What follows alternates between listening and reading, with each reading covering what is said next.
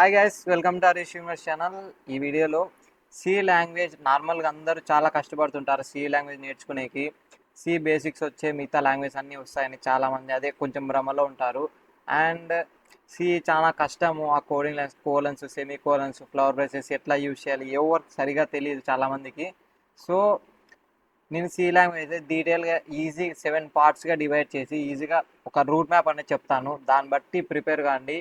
C చాలా చాలా చాలా ఈజీగా మీకైతే అర్థమవుతుంది. And real life problems and real life website projects కూడా బిల్డ్ చేయొచ్చు. So first C language part 1. ఈ పార్ట్ 1 వచ్చేసి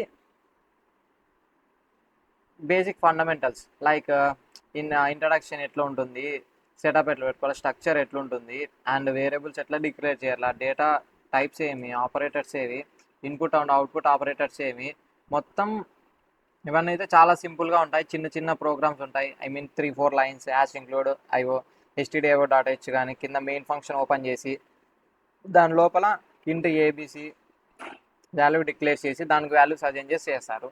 so then next part B. Part A simple, with in 2 డేస్లో కంప్లీట్ చేయొచ్చు. పార్ట్ 1 వచ్చేసి. పార్ట్ 2 వచ్చి controls and functions. If statements కానీ ఇవి చాలా ఈజీ. దీంట్లో వచ్చి ఈ మొత్తం లూపింగ్, కండిషన్ స్టేట్మెంట్స్ ఇవి కూడా చాలా ఈజీ. ఇవి నేర్చుకుంటే మీకు కొంచెం బేసిక్స్ అనేవి వస్తాయి. అంటే డిఎస్ఏ క్వశ్చన్స్లో ఇఫ్ కండిషన్ స్టేట్మెంట్స్ అనేవి చాలా యూజ్ చేస్తుంటారు. ఇవి బాగా నేర్చుకోవాలా. స్విచ్ కానీ ఫర్ లూప్స్, ఈ లూప్స్ అనేవి ఎక్కువగా అంటే ఇప్పుడు మీకు ఒకవేళ సెమిస్టర్కి ఒకవేళ ఎగ్జామ్స్ ఉంటే ఈ కండిషన్స్ లూపింగ్స్ అనేవి కంపల్సరీ ఎగ్జామ్ క్వశ్చన్ అయితే కంపల్సరీ వస్తుంది. అండ్ బ్రేక్, కంటిన్యూ, ఈ ఫంక్షన్స్ నార్మల్గా అయితే ఫంక్షన్స్, డిక్లరేషన్ ఫంక్షన్స్, ఇట్లా ఫంక్షన్స్ చాలా ఉంటాయి దీంట్లో. ఈ ఫంక్షన్స్ కూడా చాలా ఇంపార్టెంటే. అండ్ ఇది ఓవరాల్గా. అండ్ పార్ట్ 3 వచ్చేసి అరేస్ అండ్ స్ట్రింగ్స్. ఈ అరేస్ అండ్ స్ట్రింగ్స్ పైథాన్లో, జావాలో చాలా ఇంపార్టెంట్. సో ఇప్పుడు మీరు సిలో అయితే ఈ సిలో ఇప్పుడు ఇక్కడ కానీ బాగా నేర్చుకున్నారనుకో, దెన్ మీకు నెక్స్ట్ చాలా ఈజీ అయిపోతుంది. ఇవి ఈ 1 డైమెన్షనల్ అరే, 2 డైమెన్షనల్ అరే, స్ట్రింగ్ ఫంక్షన్స్, ప్రోగ్రామ్స్ ఇవన్నీ చాలా ఈజీ. సో ఇన్ కేస్ మీరు అరేస్ అంటే ఏముండదు, కొన్ని అంటే set of similar data elements మాత్రం తీసుకుంటారు. ఇప్పుడు నార్మల్గా అయితే ఇప్పుడు నెంబర్స్, క్యారెక్టర్స్ రెండు ఒకసారి తీసుకునే కాదు. అరేలో వచ్చేసి ఏదైనా అంటే నెంబర్స్ తీసుకుంటే అన్ని నెంబర్సే తీసుకుంటాం, క్యారెక్టర్ తీసుకుంటే అన్ని క్యారెక్టర్ తీసుకుంటాం, ఎట్లా తీసుకుంటాం.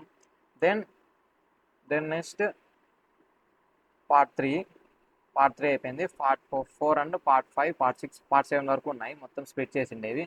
సో పాయింటర్స్ అండ్ మెమొరీ అంటే డేటాని ఇప్పుడు మనం అసైన్ చేస్తాం కదా, ఇంటూ ఏ ఈక్వల్స్ టు 10 అనేసి.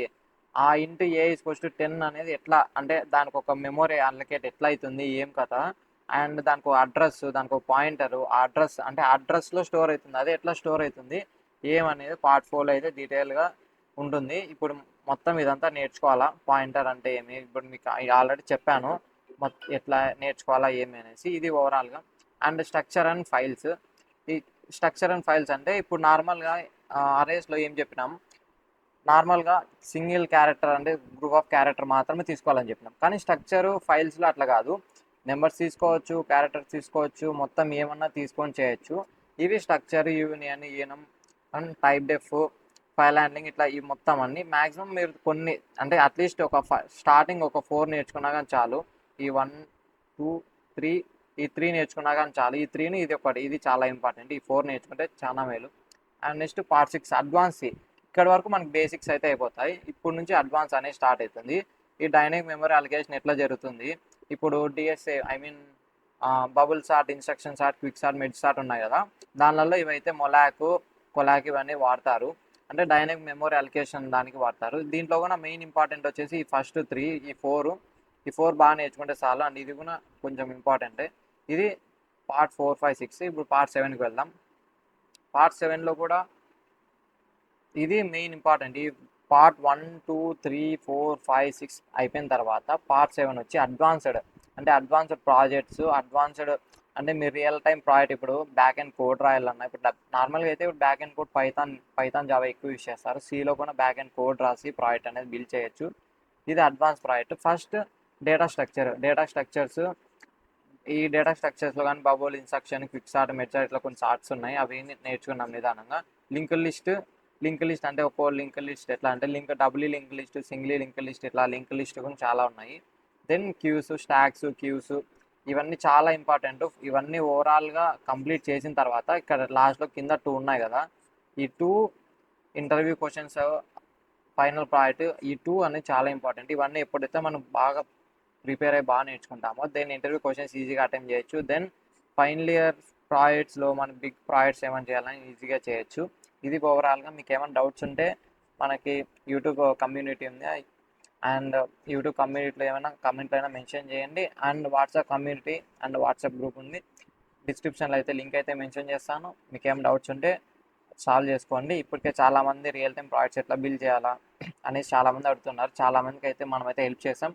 మీకు ఏమైనా డౌట్స్ ఉంటే కమెంట్లో మెన్షన్ చేయండి, ఆర్ఎల్స్ గ్రూప్లో మెసేజ్ చేయండి. ప్రతి ఒక్కరికి రిప్లై ఇస్తాను. Thank you so much for watching this video. Thank you so much.